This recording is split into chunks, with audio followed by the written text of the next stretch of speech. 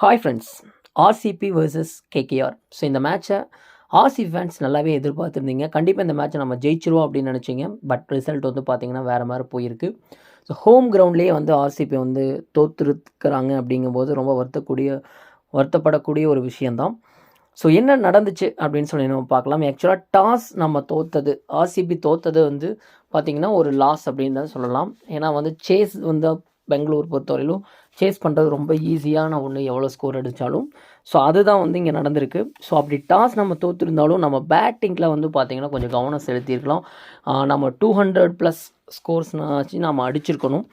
So இந்த விதத்தில் பார்த்திங்க அப்படின்னா கோலி ஒரு பக்கம் அவர் தனது வேலையை கரெக்டாக செஞ்சார்.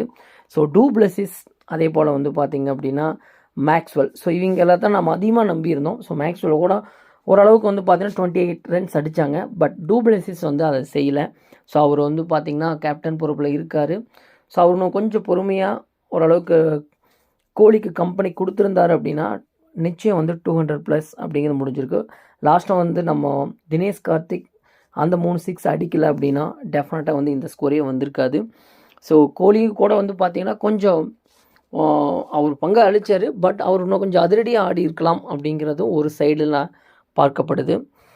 So second innings KKR start பண்ணாங்க. ஸோ இனிஷியல்லையே எப்பயும் வந்து பார்த்திங்க அப்படின்னா விக்கெட்டை நம்ம எடுக்கணும். ஸோ அதுதான் இங்கே வந்து நம்ம பண்ண ஒரு மிஸ்டேக் அப்படின்னே சொல்லலாம்.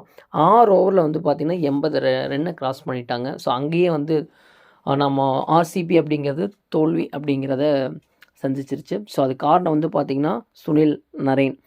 ஸோ அவர் வந்து பார்த்திங்கன்னா கேகேஆரில் அந்த ஓப்பனிங்கில் வந்து பார்த்திங்கனாவே எப்போவுமே வந்து சிறப்பாக ஆடக்கூடிய ஒரு பேட்ஸ்மேன். ஸோ அவரை வந்து எப்படியாவது ஒரு ட்ரிக்ஸ் பண்ணி நீங்கள் எடுக்கணும், இல்லை பவர் பிளே அவர் யூஸ் பண்ணார் அப்படின்னா ஒரு 40+ ரன் கண்டிப்பாக அடிச்சுட்டு போவார். ஸோ அதுதான் இங்கே நடந்துச்சு. ஸோ அங்கேயே வந்து பார்த்திங்கன்னா அந்த பவர் பிளேலேயே வந்து ஆர்சிபியை வந்து தோல்வியை ஒத்துக்கணும் அப்படிங்கிறதான் இந்த இடத்துல நடந்துச்சு. ஸோ எனிவே இது ஒரு பெரிய விஷயம் கிடையாதுங்க. இனி நடக்கக்கூடிய மேட்ச்சில் கரெக்டாக ஆடினாங்க அப்படின்னா டெஃபினட்டாக வந்து ப்ளே ஆஃப் வரக்கான வாய்ப்புகள் அதிகமாக இருக்குது.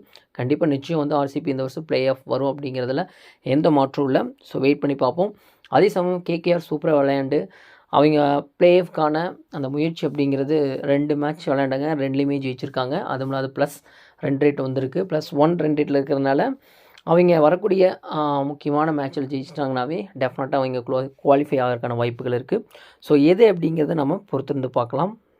நீங்கள் நம்ம சேனலுக்கு புதியவராக இருந்தீங்கன்னா மறக்காமல் நம்ம சேனலை சப்ஸ்கிரைப் பண்ணிக்கோங்க. தேங்க்ஸ் ஃபார் வாட்சிங்.